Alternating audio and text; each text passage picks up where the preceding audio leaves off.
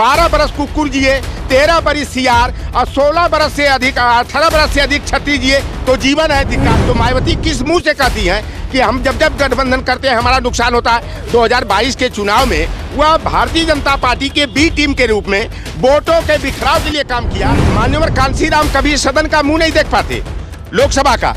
नेताजी ने इटावा से चुनाव लड़ा करके मान्यवर कांशीराम जी को संसद में भेजने का काम किए। कि नरेंद्र मोदी, जिसको तेली जाति को हम लोगों के बचपन में बड़ा उटपटांग शब्दों का प्रयोग किया जाता था कि तेली अगर आगे पड़ जाए तो समझो कि जिंदा घर वापस नहीं आओगे। तो वो मंगरू भैया हमारे हैं, ओम प्रकाश राजभर की सुभाषपा, जो ये लोग अपने केवल परिवार की ये पार्टी है। ये लोग केवल यादव समाज को आरोपित करने का काम करते हैं कि जो जातिवादी होता है वो समाजवादी हो नहीं सकता और जो समाजवादी होता है वो जातिवाद की बात नहीं करता है। मनुस्मृति में तमाम जातियों को लांछित किया गया है, गाली दिया गया, वर्ण संकर कहा गया, स्त्री शूद्रो न ध्येताम की व्यवस्था की गई। और रामचरितमानस में जो है कि जे बलराधम तेली कुम्हारा सुपच की रात कोल कलवारा, इस चौपाई को निकाल देना चाहिए। नमस्कार, बदलेगा भारत देख रहे हैं आप। इस वक्त उत्तर प्रदेश की राजधानी लखनऊ में है, समाजवादी पार्टी कार्यालय पर, और यहाँ पर हमारी मुलाकात धाकड़ नेता लौटन राम निषाद जी से हुई है। उनके साथ उनके तमाम सहयोगी भी हैं। हम लोग सीधा बातचीत करेंगे 2024 के चुनाव को लेकर के और जानने समझने का प्रयास करेंगे कि इस बार क्या मामला है। क्या भारतीय जनता पार्टी तीसरी बार सत्तासीन होगी, या जो दावा अखिलेश यादव पीडीए के माध्यम से कर रहे हैं, या विपक्षी गठबंधन जो है इंडिया गठबंधन कर रहा है, वो कितना सार्थक है और कितना मजबूत है, यही जानने समझने का हम प्रयास करेंगे। बहुत बहुत स्वागत है। धन्यवाद बदलेगा भारत चैनल को। आपके नाम में भी राम जी लगा हुआ है। जी। तो जा रहे हैं कि नहीं राम के दरबार में? देखिए, मैं प्रकृतिवादी हूँ, सच में कहिए तो मैं प्रकृतिवादी हूँ और मैं प्रकृति की शक्तियों में मैं विश्वास करता हूँ। और हमारे घर की भी बड़ी विडम्बना है और उसका हमको प्रतिफल भी मिला कि हमारी 2 बेटियाँ जो है बीपी मंडल, सावित्रीबाई फुले और पेरियार को अपना आदर्श मानती रही हैं, उनकी पूजा करती रही। दोनों बेटियों का जो है कि एक इंटर कॉलेज में लेक्चरर हमारी बिटिया हो गई और एक लड़की हमारी प्राइमरी में टीचर हो गई। मेरा बेटा भी जो है मंडलवादी कर्पूरीवादी ही रहा है, वह किसी देवी देवता को नहीं मानता। उसका भी कैंपस से 20 बरस की उम्र में कैंपस सिलेक्शन हो गया। तो हम लोग जो है कि अब जाने की बात, तो हमारा तो वहाँ सड़ुआना है। तो मैं सड़ुआना, तो आज का रिश्ता जो है साढ़ू का रिश्ता सबसे ज़्यादा चलता है। हम लोगों के बाप दादा के समय में जो है कि साढ़ू की रीत बालू की भीत कहते थे, लेकिन नए जमाने में अब तो सड़ुआना का रिश्ता तो अयोध्या कह दीजिए कि नहीं जा रहे हैं। नहीं, हम जो है कि हम दर्शन के दृष्टिकोण से, इसी दृष्टिकोण से नहीं, नातेदारी रिश्तेदारी करने या अपने मिशन, जो हमारा सामाजिक न्याय का मिशन है, उस मिशन के प्रयोजन से मैं तो बार बार आता जाता रहता हूं। और घर भी जाना होता है तो हम अयोध्या होकर के ही अम्बेडकर नगर, आजमगढ़ होकर के जाते हैं। चलिए, अब मेन मुद्दे पे आते हैं। पीछे एक बड़ा सा आपका बैनर लगा हुआ है आपकी पार्टी का, और दावा किया जा रहा है कि जैसे अखिलेश जी बार बार कहते हैं कि पीडीए ही जो है भाजपा को उत्तर प्रदेश में हराएगी। इस दावे में कितनी सच्चाई या कितना वजन दिखता है आपको? देखिए, बिहार के जातिगत जनगणना के आंकड़ों को आप देख लीजिएगा कि वहाँ पर एक जाति विशेष के लोग जो उत्तर प्रदेश में और पूरे देश में जो है कि जातिगत जनगणना का विरोध करते हैं, वो लोग दावा करते थे कि हमारी आबादी 12% है, कोई कहता था 14% है। लेकिन जब 2 अक्टूबर को बिहार का जातिगत आंकड़े जब सामने आए गए और सरकार ने घोषित किया, तो जो लोग 10%, 12% का दावा करते थे, 2.6% पर 1.87% पर आकर सिमट गए। तो हमारी समाजवादी पार्टी के मुखिया माननीय अखिलेश यादव जी भी हर मंच से यह कहते हैं कि भाई जातिगत जनगणना कराओ ताकि दूध का दूध और पानी का पानी हो जाए। तमाम आरोप जो आप देखेंगे कि जो जाति आधारित दल हैं, जैसे निषाद पार्टी है, संजय निषाद ये बार बार आरोप लगाते हैं। अभी 3 दिन पहले जो है कि पानी पी पी करके सपा और कांग्रेस पर आरोप ये लगा रहे थे कि हम लोगों का हक हिस्सा जो है समाजवादी पार्टी वालों ने लूट खाया, हड़प लिया। वही बात जो है कि वो मंगरू भैया हमारे हैं, ओम प्रकाश राजभर की सुभाषपा, जो ये लोग अपने केवल परिवार की ये पार्टी है। ये लोग केवल यादव समाज को आरोपित करने का काम करते हैं और हम लोग जमीनी हकीकत क्या है, हम लोग उस पर विश्वास रखते हैं। इसलिए हमारी पार्टी का मुख्य एजेंडा है कि कास्ट सेंसस होना चाहिए, जातिगत आंकड़े सामने आ जाए और जिसकी जितनी संख्या भारी उसकी उतनी हिस्सेदारी होनी चाहिए। और बाबा साहेब भीमराव अम्बेडकर ने भारतीय संविधान के अनुच्छेद संख्या 15(4), 16(4), 16(4) ए में यह व्यवस्था दिए हैं कि हर जाति धर्म वर्ग को जो है जनसंख्या के अनुपात में प्रतिनिधित्व मिलना चाहिए। अगर कोई वर्ग जो है सामाजिक न्याय से वंचित है तो हमारी जो देश की ताकत है वह निश्चित रूप से कमज़ोर होगी। और हम लोग पीडीए, पिछड़ा, दलित, आदिवासी, अल्पसंख्यक आदि आबादी के मुद्दे पर जो है कि जनता की अदालत में जाएंगे। और जब जब भी सांप्रदायिक ताकतें जो है कि देश पर खतरा पैदा करने का काम, मैं आपको रोक रहा हूँ, पीडीए में पिछड़ा, दलित, अल्पसंख्यक, आदिवासी भी आप लोगों ने जोड़ दिया है, लेकिन आपकी पार्टी के जो तमाम सवर्ण नेता भी हैं, कहीं ना कहीं उनको ये बात खटक रही होगी। ऐसे में नहीं लगता कि जो सवर्ण समाज है या अगड़े नेता जो हैं वो पार्टी से दूरी बना? देखिए, समाजवादी पार्टी की जब स्थापना धरतीपुत्र परम पूज्य मुलायम सिंह यादव जी ने किया तो उन्होंने पिछड़े, दलितों, वंचितों, अकलियत, पसमानदा, किसानों, मजदूरों को आधार वोट बैंक बना करके किया। हर दल का जो है कि एक बेसिक वोट बैंक होता है। बहुजन समाज पार्टी ने बेसिक वोट बैंक बनाया था तो जाटव, चमार और जो है कि माइनॉरिटी को बनाया था। समाजवादी पार्टी को भी एमवाई पैटर्न वाली पार्टी कहने को तो यही कहा जाता है, लेकिन समाजवादी पार्टी पिछड़े, दलित, वंचित, अकलियत, पसमानदा के साथ साथ किसान हैं, मजदूर हैं, दबे कुचले वर्ग के लोग हैं, उनको साथ लेकर, उनको साथ करके जो है सांप्रदायिक ताकतों का मुकाबला करते रहे। और आप शुरुआती दौर से देखिए, समाजवादी पार्टी सबको साथ लेकर के चलने का काम करती रही है। और हमारे नेताजी का यही कहना था कि जो जातिवादी होता है वह समाजवादी हो नहीं सकता, और जो समाजवादी होता है वह जातिवाद की बात नहीं करता है। आप देखेंगे कि बसपा में जनेश्वर मिश्रा जी हों, रमाशंकर कौशिक जी हों, ब्रजभूषण तिवारी जी हों, ये ब्राह्मण समाज के रहे। और समाजवादी पार्टी के कद्दावर नेताओं में जो है इनका नाम शुमार रहा है। आप भूमिहार बिरादरी में देखेंगे तो रेवती रमन सिंह हो, चाहे राजपूत बिरादरी में मोहन सिंह रहे हों, कपिल देव सिंह जी रहे हों, इस तरह के तमाम नेता रहे जो समाजवादी विचारधारा पर जो है कि काम करते थे। और मंडल आंदोलन जब हुआ, मैंने देखा कि मंडल आंदोलन के दौर में हमारा पिछड़े वर्ग का नेता कम बोलता था। जनेश्वर मिश्रा जी, मोहन सिंह जो है मुखर होकर के मंडल कमीशन की वकालत करते थे, पिछड़े वर्ग के आरक्षण की जो है कि वकालत करते थे। लेकिन आज दौर बदला है। हम जो लोग यह कहते हैं कि अखिलेश यादव जी पीडीए फार्मूला लेकर के अगड़ों को दरकिनार करने का काम कर रहे हैं, तो आज भी तमाम लोग हैं जो समाजवादी पार्टी में है। अगर उनको इस तरह की बात लगती है तो वो भी अपनी विचारधारा में सुधार करें।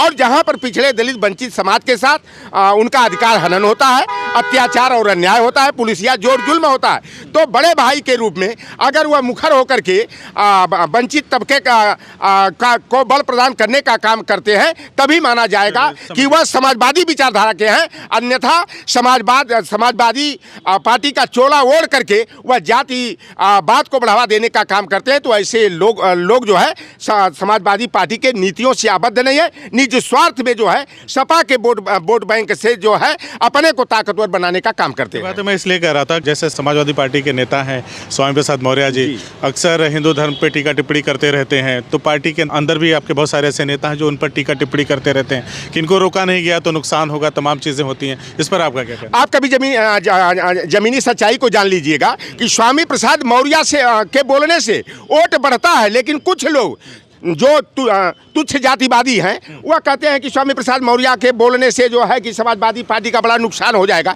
लेकिन जमीनी सच्चाई कुछ और है। और स्वामी प्रसाद मौर्य जी का गलत क्या बोलते हैं?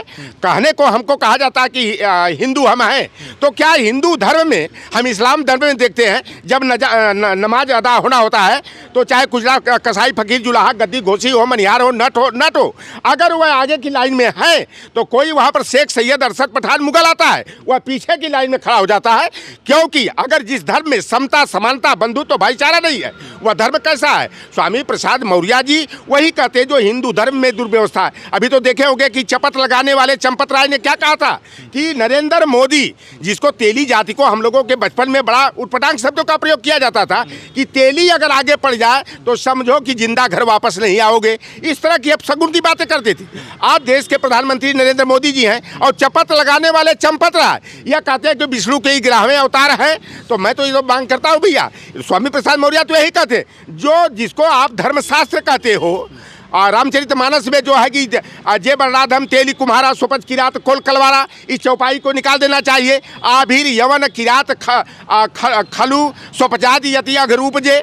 अब भैया बताइए कि राम की मदद सबसे ज़्यादा किसने किया? राम अगर गए पैदल, मान लीजिए पौराणिक कथा के आधार पर, तो सबसे ज़्यादा मदद तो निषाद ने दिया होगा। जगह जगह पर नदी को पार करना होगा। जैसे यहाँ से अयोध्या से निकले, सई नदी पार किए, सई नदी से श्रृंगबेरपुर के महाराजा धीराज निषाद राज के आश्रम में गए, वहाँ से नत्थालाल केवट से गंगा पार उतरवाए, तो भारद्वाज आश्रम में गए, तो तमाम नदियाँ मिली होंगी। बस आपसे इतना जानना चाहता हूँ, क्या नुकसान होगा स्वामी प्रसाद मौर्य के इस तरह? बिल्कुल, स्वामी प्रसाद मौर्य के बोलने से वोट बैंक हमारा बढ़ रहा है। और देखिए एक बात जो हम लोगों को कहा जाता है, आप भी कभी सुने होंगे, हमारे आजमगढ़ में, गाजीपुर, बलिया, गोरखपुर, देवरिया में सुनता हूँ कि 100 बरस का छत्री 10 बरस के ब्राह्मण के बेटे को अपना पिता तुल्य समझे। क्या इस बात को हम मान ले क्या?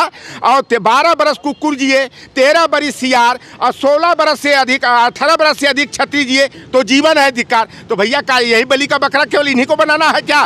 तो इस तरह की जो व्यवस्थाएं हैं उसका हम लोग विरोध करते हैं। मनुस्मृति में तमाम जातियों को लांछित किया गया है, गाली दिया गया, वर्णशंकर कहा गया, स्त्री शूद्रो न ध्यताम की व्यवस्था की गई। तो स्वामी प्रसाद मौर्य हो चाहे लौटन राम निषाद हो, जो हमारे बहुजन वर्ग के विरोध में बातें लिखी गई हैं, जिनको ये धर्मशास्त्र कहते हैं, हम लोग तो उसको साहित्य कहते हैं, उन साहित्यों से हम लोग विलोपन की बात करते हैं, तो हम लोगों को जो है हिंदू धर्म विरोधी कह दिया जाता है। 1911 की जब जनगणना हो रही थी, जो अपने को सनातन का ठेकेदार बनते, उन लोगों ने कहा कि हम हिंदू धर्म के नहीं हैं, हमारा धर्म तो ब्राह्मण है।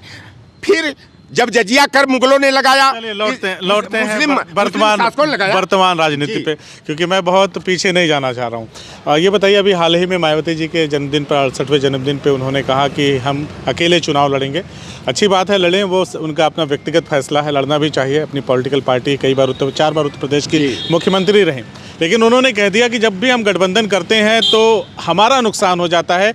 मैं सीधे तौर पे बोल रहा हूं कि मायावती ने इतना बड़ा झूठ क्यों बोला, आप कुछ बताएंगे इसके बारे में? देखिए, मायावती जी जब 1989 का चुनाव उनकी पार्टी लड़ी थी तो 9 विधायक उनके हुए थे।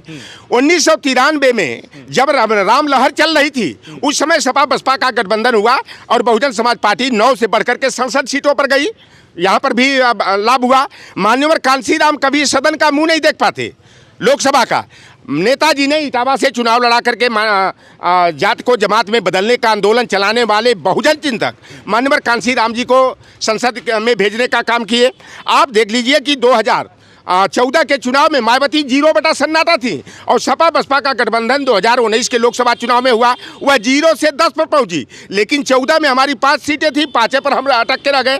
तो मायावती किस मुंह से कहती हैं कि हम जब गठबंधन करते हैं हमारा नुकसान होता है? 2022 के चुनाव में वह भारतीय जनता पार्टी के बी टीम के रूप में वोटों के बिखराव के लिए काम किया और 150 से अधिक कैंडिडेट भारतीय जनता पार्टी ने जो है चिन्हित किया और वह बसपा के उम्मीदवार बनाए गए थे। और मायावती जी एकमात्र उमाशंकर सिंह जो हैं, जो कि निर्दल भी चुनाव वो जीत सकते हैं, क्योंकि उनका जो है सामाजिक दायरा इस तरह का है और सामाजिक कार्य इस तरह की रचना से वो विधायक हुए, नहीं तो 0 बटा सन्नाटा फिर रहती।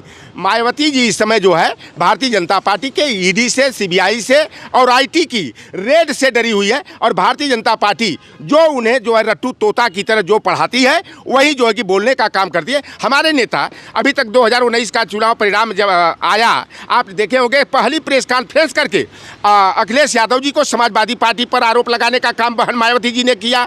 उन्होंने कहा कि जो कोर वोट बैंक है, यानी कि यादव सपा का, वह वोट हमें नहीं दिया। सच्चाई जबकि ठीक उल्टे थी कि मायावती का कोर वोट जो था वह या तो वोट डालने नहीं गया जहां सपा का प्रत्याशी था, या गया भी तो वह जो है कि भारतीय जनता पार्टी को वोट दे दिया, या बिना बटन दबाए वापस आ गया। तो खिसियानी बिल्ली खम्हा नोचे की तरह बहन मायावती जी भारतीय जनता पार्टी के दबाव में, जिस तरह से हमारे नेताजी को अपने जन्मदिन के अवसर पर, हमारे नेताजी 2 दिन पहले उन्होंने कहा कि बहन मायावती जी उम्र में बड़ी हैं और बड़ी नेता है, उन पर किसी प्रकार की टिप्पणी नहीं होनी चाहिए। और देख लीजिए हमारे नेता की शालीनता को, चरित्र को, व्यवहार को, कि आज तक आप बता दीजिए कभी बहन मायावती जी पर कोई टिप्पणी किए हो। लेकिन बहन मायावती जी इस समय बिल्कुल जली भुनी हो करके वह समाजवादी पार्टी को आरोप लगाने का काम करती है। तो देखा आपने, हमने बातचीत किया लौटन राम निषाद जी से, जो समाजवादी पार्टी के नेता हैं। इन्होंने हमारे हर एक सवाल का जवाब दिया। आपको हमारी बातचीत कैसे लगी, इनकी बातें आपको कितना हद तक समझ में आई हैं? और अगर आपकी प्रतिक्रिया कमेंट बॉक्स में आए तो ये बेहद ज़रूरी है। आगे हम ऐसे नेताओं से बातचीत करते रहेंगे और उनकी बातें क्या हैं, उनके मुद्दे क्या हैं, आप जनता तक पहुँचाते रहेंगे। धन्यवाद।